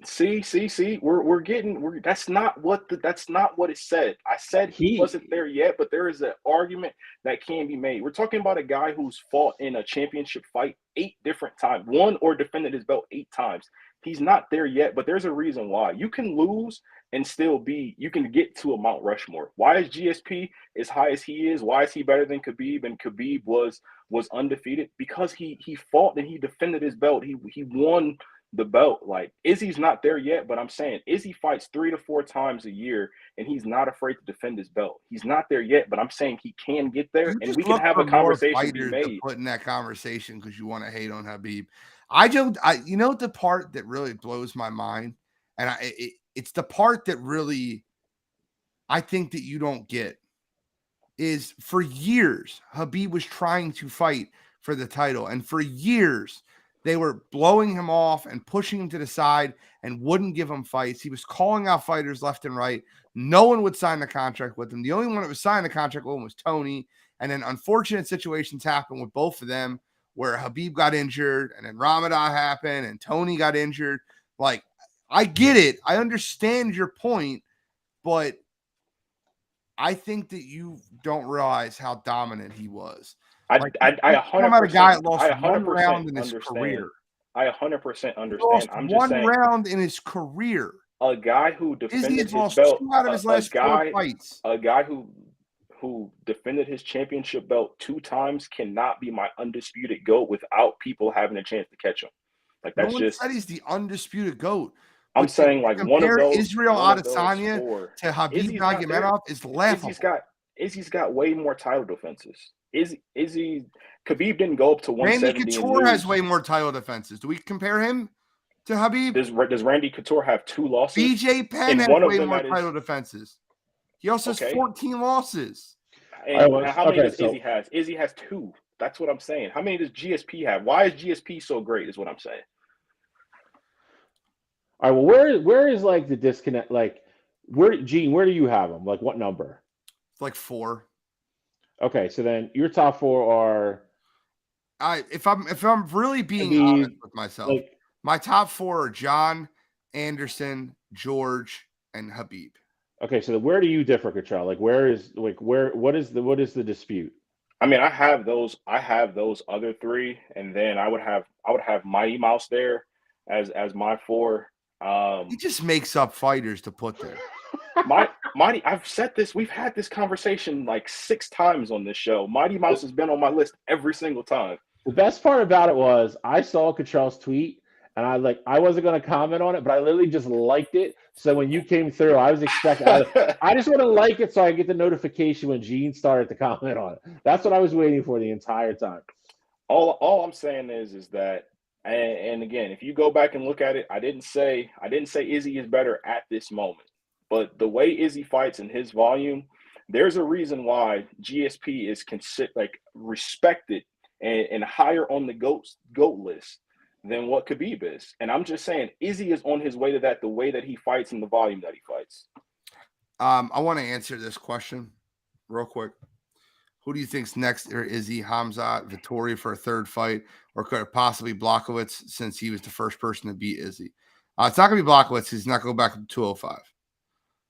I don't think it'll be Martin Vettori. I think what Izzy does, I absolutely won't be Vettori. I think Izzy sits out for a couple months, waits to see how the Hamzat fight plays out. Hamzat just signed a fight to fight Paulo Costa. Paulo Costa. I think after Hamzat runs through Paulo Costa, I'll get into that in a second, Kevin. After Hamzat runs through Paulo Costa, I think Hamzat will then take Izzy's title from him. And then I think that Control will make a new argument for another person that should be ahead of Khabib afterwards. So I think the answer would be Hamzat would be his next fight. And then I want to put up Kevin's comment here because I agree with him. It's like comparing Manu Ginobili to Giannis. Giannis hasn't played as long. Manu played more. He played more championships. But Khabib is in a different galaxy. I want you to find me a player in any other sport on the planet that if you win 3 times, you are the top 4 ever in that sport. You find me the sport, and I'm listening to your argument. If you win 3 times, he won 30 times. No. See, here we go getting back to this. We're talking about championships. I don't care what you do. So you want me to find a sport where I care what you do against someone's Joe won Schmo 3 championships. I don't care what you top of their sport. I don't care what you do in, Joe Schmo in Who's Kazakhstan. Your GOAT, by the way? Who's your GOAT in basketball? In the UFC? In the NBA? LeBron. He's won 4 times. Okay, correct. He's won 3. He also has the most points ever, and he's top 4 in assists ever. And Habib has the most rounds won without losing a round ever. Does he have the most takedowns ever? Does he have the most title defenses ever? Does he have the most strikes ever? These are things that you can. That's a really stupid question. That's why I said most takedowns ever. That's why that was the first question. If you I don't know if he has the most takedowns ever. I don't know. If you are statistically the number 1 or the number 2 ever, I can hear your argument. I want you to point at you one defend round. your belt 2 times, and you are the top 4 of the sport ever. That is insane. Defend the belt twice. That's insane. It's like talking to a wall. Hey, I'm just okay. So let me ask you this question. I'll leave it at that. Demetrius Johnson fought the same 30 fights and was 27-3. Okay, correct. And he also defended his belt. 8 of them were title fights, though. And he defended his belt for like 10 years. So what's your point? GSP has the most takedowns ever in the UFC. Mighty Mouse is number 3. Just to be clear, where's Khabib at? You're making stuff up. He's not in the top 10. Khabib has four title wins. No, he doesn't. Ally Quinta, Conor McGregor, Dustin Poirier, Justin Gaethje. We're talking about it. I guess. I mean, that's 3. Wins? That's 3. Ally Quinta, Conor McGregor, Dustin Poirier. If while we're here, let's get on the topic. The 4 guys you named, only one of them has ever been a champion. If we're going to get into it, let's get into it. You can get into anything that you want to get into. How many people have been a champion that Izzy beat? I'm going to take a nap. Robert Whittaker has been a champion. Okay, that's 1. That's 1. Alex Pereira's been a champion. That's 2. Yeah, because he beat Izzy. Rashad, hey, I'm just saying. You want to talk about the number? Hey, it's there. But the question I was going to ask you: why is GSP higher on your GOAT list than Khabib?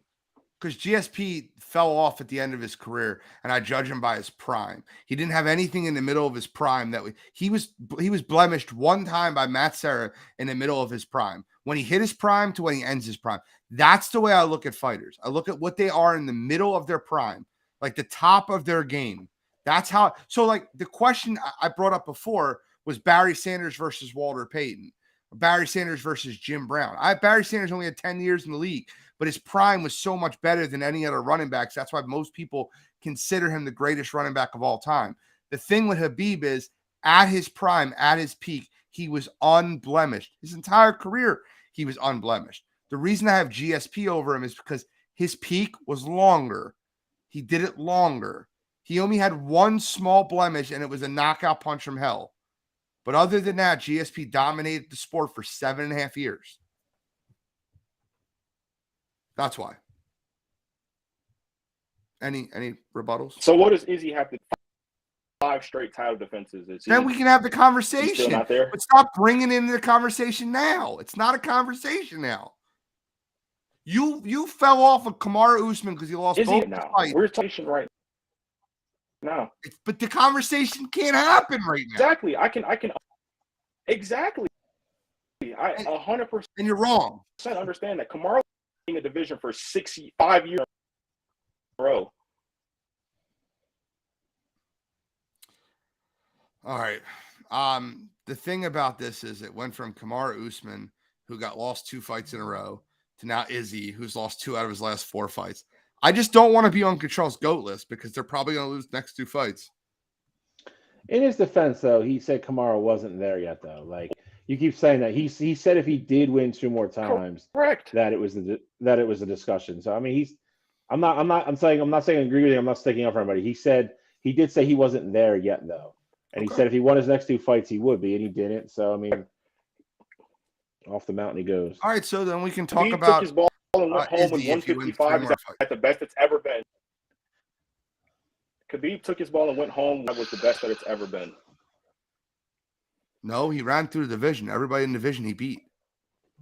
No. Nobody else to fight. Say that. Don't say that. Division that beat. Nobody. Has he fought Charles Oliveira? Charles Oliveira just got beat up by his protege. The guy he trains. But has he fought Charles Oliveira? Charles Oliveira wasn't a thing when Habib retired. He's faced the top. He's faced the top Charles 3 guys wasn't once. the top when he retired.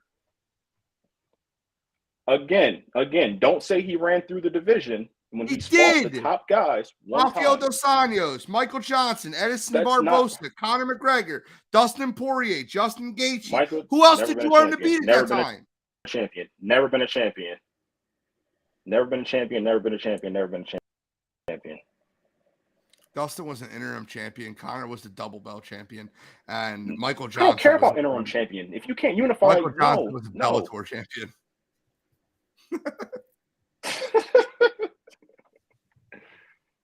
All right, let's move on. How are we having a discussion about Izzy being a top fighter of all time? He's not close. Frankie Edgar, Jose Aldo. I got 30 more better fights. Jose Aldo, I will give you Jose Aldo. I mean, if you, I can 100% say I got Jose ahead of Izzy right now on my GOAT list. That's for sure. Where do you rank Izzy all time? Kevin wants to know. Where do I rank Izzy all time right now? He's 10? Probably like 8 or 9. Yeah, he's okay. Where do you have Habib? Khabib's probably like 6. Okay. So who do you have 5th then? He's gonna have to steal Jose a woman over Khabib. Jose Aldo. I don't know if I can. I don't know if I can do that. Bro, are we forgetting how Jose ran featherweight? Like, I get it. Conor knocked him out and knocked him off the planet, but Jose Aldo was the featherweight king for 8 years. And the division everybody ran from because it was a terrible division. I'd have to go back and look at everybody he beat. So now everybody is running from this. So now everybody's running from the division. That's crazy. 155 drew a lot more. It just says what it is. I got Jose's run right here for you. Chad Mendes, Ricardo Lamas, the Korean Zombie, Frankie Edgar, Chad Mendes, Kenny Florian, Mark Hominick, Manville Gabaroven. I don't even know who that is. Uriah Faber, Mike Brown, Cub Swanson. These guys are stellar. He's got like 5 good wins, 5 out of 10. I agree. They're decent wins. That was Chad in his prime. Khabib has Chad wasn't 4. beating Khabib him has in any way. 4. Khabib has 4 title wins. It's not 4 good wins, bro. Stop pretending Khabib Michael has 4 Johnson quality wasn't a wins. good Bro, win. you talk Stop about pretending Rafael dos Anjos isn't a quality win. Mike Johnson's a good Rafael dos Anjos is not a win. quality win. He was a champion too, by the way. Counting Does that not count? I'm counting RDA. I'm Well, counting. he was a champion too. So was Connor. So was Poirier. So you said I'm one person was a counting. champion. Poirier was not a champion. Poirier was not a champion. He was the interim champion. They don't count them as championships. I count them. Well, it fits my argument. I made Poirier wasn't a champion. I'm not saying these guys aren't good. I'm just avoiding moving on because I don't want to trash Bill's favorite golfer anymore. What'd you say? I'm just avoiding moving on because I don't want to trash Bill's favorite golfer. Wow, we can trash him. He deserves to be trashed. Yeah, he deserves to be trashed because that performance on Sunday was absolute trash. You were talking about being up 4 strokes in the Masters. Had every break go his way as far as weather. He was on the course before the weather hit on Friday before the suspended play. He got to his whole round. On Saturday, they stopped it in the middle of the pouring rain, so he didn't have to continue playing when everybody else was playing in pouring rain for their entire round. Look, let's call it like it is, right? Jon Rahm played his ass off Sunday, made every right play, made the smart move on every hole. But Brooks Koepka, every time Jon Rahm opened the door, Koepka made an equally bad shot. Jon Rahm hit a ball off into the woods on the right side. Brooks Koepka found the ball around the woods on the right side. Jon Rahm shorted the green. Brooks Koepka hit it 35 feet to the left of the green. Every time Jon Rahm opened the door, Brooks Koepka 3-putted on a par 5. Like, I just drove me nuts. I've never seen Brooks Koepka 3-putt in my life, and he did it 3 times on Sunday. I'm not going to lie to you. Friday, during the day, Brooks was going on his run. I got to give Audia, I give her flowers. She said it was 3:30. She was like, Brooks is going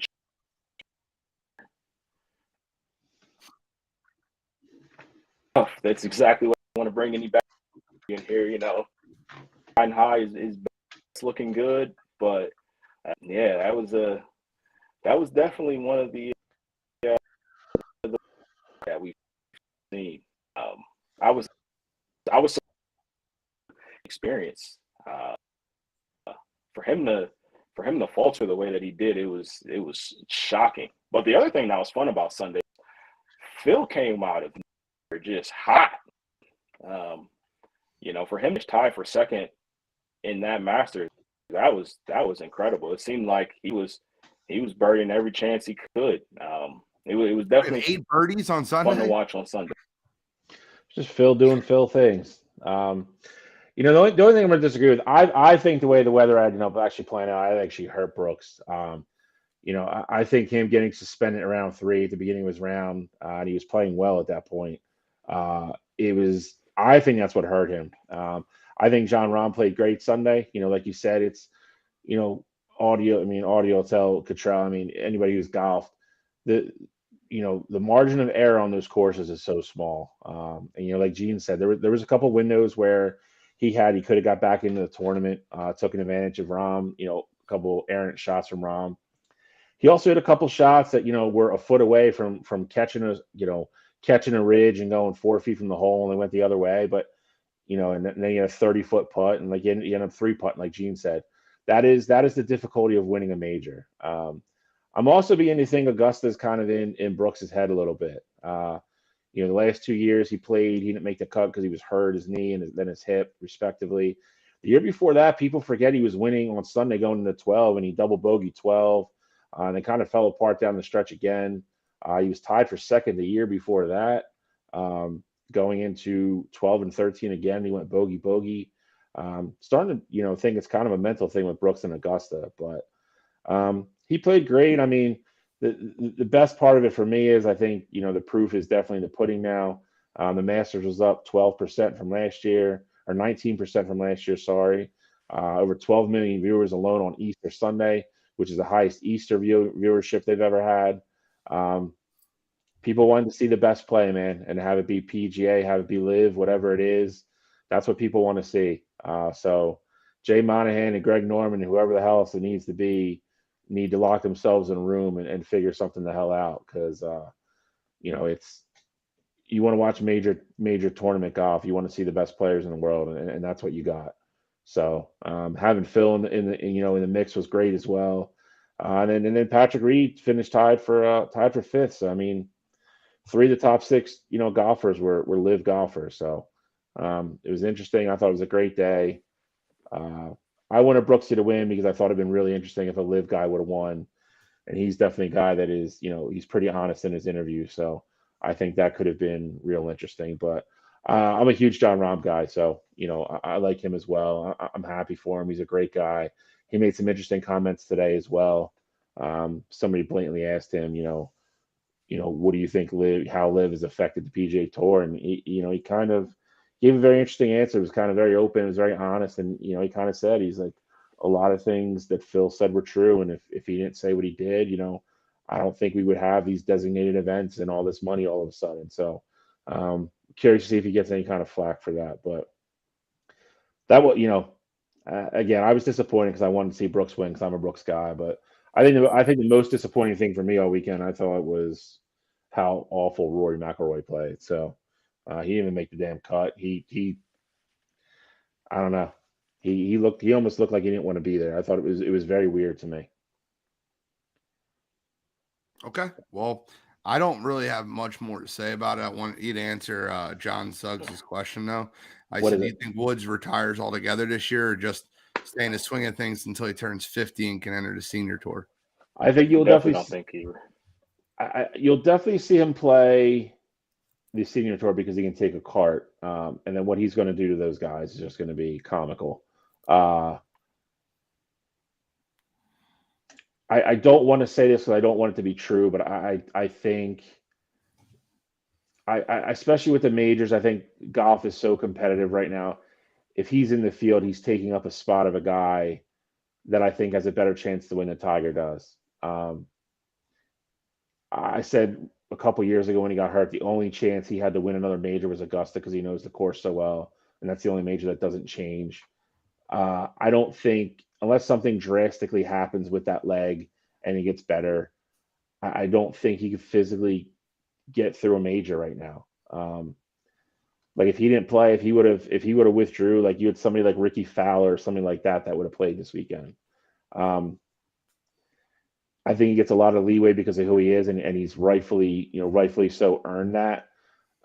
Jason Day, told the story this weekend though, like when he played with him 2 years ago, at the end of the round, like the one screw from his ankle was like coming through his skin. Like I just don't think he's in a spot where that leg is anywhere near good enough to play 4 full rounds of golf, especially with walking. And people don't realize how hilly Augusta is. I think if something changes, I think he should play. If not, I really think he has to consider not taking a spot in these tournaments right now. And that's tough for me to say because of who he is and what he's done for the sport. I just think that's being realistic, and I think that's being fair at this point. I will say I disagree just a little bit. I think we saw he made the cut this time around. So yes, he is taking up a spot from a guy who could potentially be there. If you're good enough to make the cut, obviously he wasn't in like super contention or anything like that. Did he make the cut? Do you think that was fixed? Those are about 2 of the most horrible consecutive holes I've ever seen Justin Thomas play in his career. They are best friends. I know how competitive Justin Thomas is, so I don't think Justin Thomas would do that. I don't think Tiger Woods would want Justin Thomas to do that. But that being said, it's a little fishy. So again, to say Tiger made the cut is a little bit of a. That's why I asked that. He said he made the cut. I'm just like, I don't know. No. But that was going to say though too. The other thing is that Tiger even said if this wasn't the Masters, I wouldn't have been playing. I wouldn't have been playing this week. So I think obviously he wasn't ready to play, and the weather just was like the double whammy on top of that. So I think you give him some time off, and maybe he plays a tournament with his son again later in the year. Something that's not like super serious, but you give him some more time to rest. And I think he tries to golf at the Masters again next year. Like, I don't think this is how he wants to go out his last major. So I don't think that was the last time we see Tiger in a major. I think he goes for at least one more. Okay. All right, let's get into You Got to Be Kidding Me, gentlemen. Cottrell, start us off. Who do I want to use for my You Got to Be Kidding Me? Y'all know go who back I'm in my notes here. I do Y'all know know who you're using. I got to go back to my notes here. Give me 1 second. I don't have it here. Bill, you should go ahead of me. Let me figure out what it was. Gonna go. I don't I had have one. I've been so damn busy. I haven't had enough time to get pissed off at anybody this week. I got one. I got 100% had one. Somebody needed to use Brooks too, but whatever. I won't. My You Got to Be Kidding Me this week is Zion Williamson. We touched on it earlier in the show, and I'll get deeper into it now. Zion did an interview recently in which he said, I'm healthy. Physically, I'm fine. I just don't feel like I'm Zion yet. I don't feel confident right now. Be thrown into playoff basketball. This guy got drafted with the #1 pick and signed a max extension. Hasn't played more than 50 games in a year ever. And for him to say, I'll come back when I'm Zion. Talking about himself in the third person to half the interview. It was hilarious. She's like, I don't, when Zion feels like Zion, then I'll come back. Absolute joke. No physical ailment, no health issues. His team's fighting in the playoff playing game. He could be there. He doesn't have to start. He could come off the bench. He could be a rotational piece. And if he's feeling it, great. And if he's not feeling it, then that's fine. But you're talking about a guy that you're giving max money to, wasting another year of Brandon Ingram's career, CJ McCollum's career, Grand Theft Alvarado's career. I can't stand it. It bothers me. It makes me sick to my stomach. Guy reminds me so much of Ben Simmons. I don't think the guy loves basketball. I think he's just really big, athletic, and he's always been great at it. Talking about a guy made a real lot of money from basketball to never really do anything. This guy was elected all-star starter this year. Are you kidding me? So for that reason, Zion Williamson, you're this week's. Come on, you gotta be kidding me. I have mine. I do have mine here. I found what it was. You just want to go last. It involves my Cleveland Browns. I love going first. You gotta be kidding me.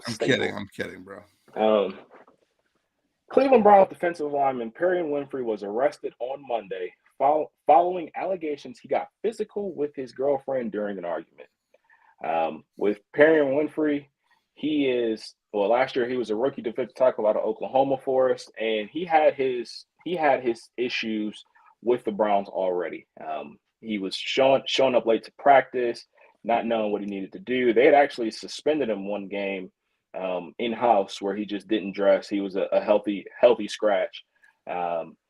And so he's been a guy who basically came in and just wasn't mature enough already. So, you were a 4th-round pick. It's not like you were this guy who was, highly touted and you're gonna be afforded these screw-ups and get chances after chances.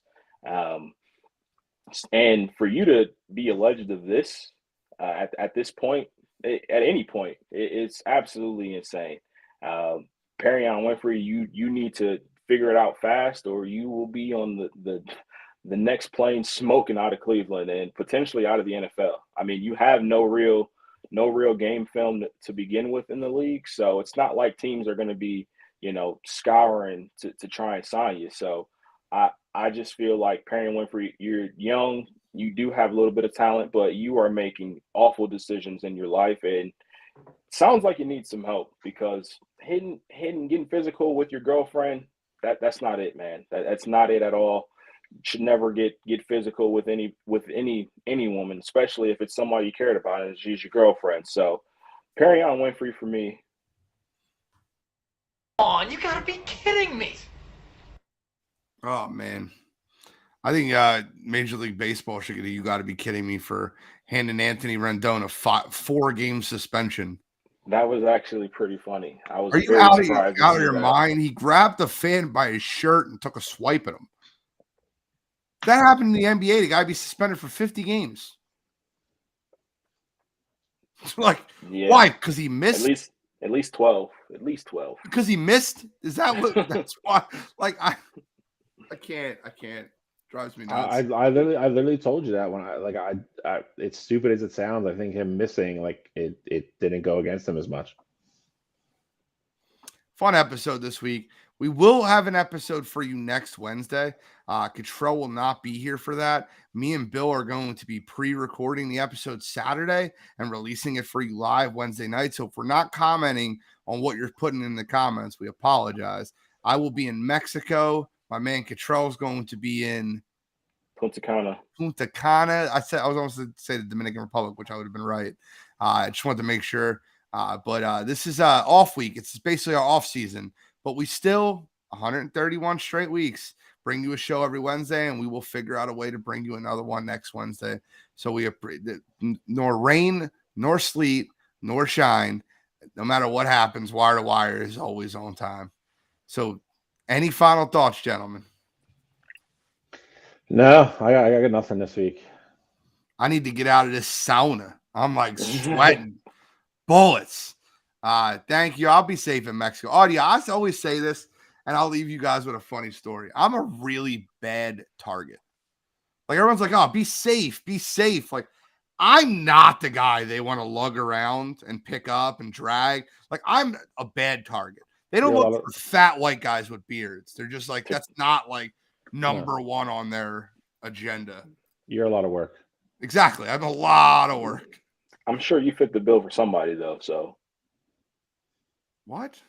I'm sure you fit the bill for somebody. You made a couple odd comments at me. We can make some money off this guy. Yeah, you made a couple odd comments at me the last few days. Sunday, you told me how ugly I was. I remember that. That was a nice, very nice Easter telling me how ugly I was. And then today, you tell me you don't like me on certain days of the week. And now you're trying to plan an attack out against me in Mexico? Like, is Cottrell gone heel? Might be. Full heel turn. Episode 133 of Wire2Wire Sports Podcast, and you will find out. Full heel turns are usually exciting now. They're usually fun. Just for fun, because we have 5 minutes. Happy anniversary, Cottrell. I thank you, Tiny. I didn't realize. Oh, it is. Yeah, this weekend. Sunday. Happy anniversary. That's what will be my extra. But just off the top of your head, who's the greatest heel turn ever? Greatest heel turn. For me, because I was growing up in it and I was loving it. Randy Orton in 2009 was absolutely incredible.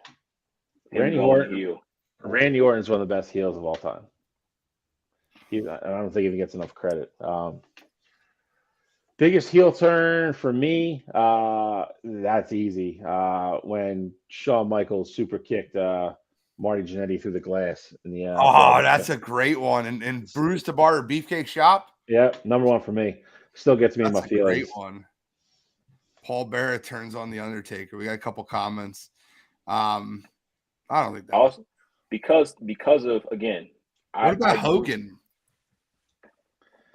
Bro, when he turned his back on the Hulkamaniacs and began, listen, nobody likes Hogan, and he was very easy to hate. Like, I hate Hogan, shitty person. My other one, not a good human being, but I mean, Hogan's thing was very.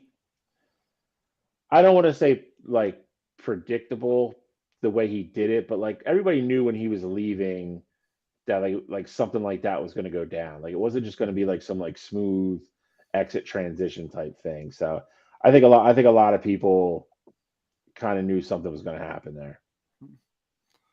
My other one, just real quick here, when again showing my age here, but during my era, Batista turning heel on Evolution, giving Triple H the thumbs down, and attacking Evolution, signing the contract to fight Triple H at WrestleMania. That was another great heel turn for me as well. Thank you, Tiny. I will enjoy Mexico, but no tequila for me. I am not drinking. I'm going to do a completely sober trip to Mexico. But thank you guys for tuning in to Wire2Wire Sports Podcast, episode 131. And we are signing out.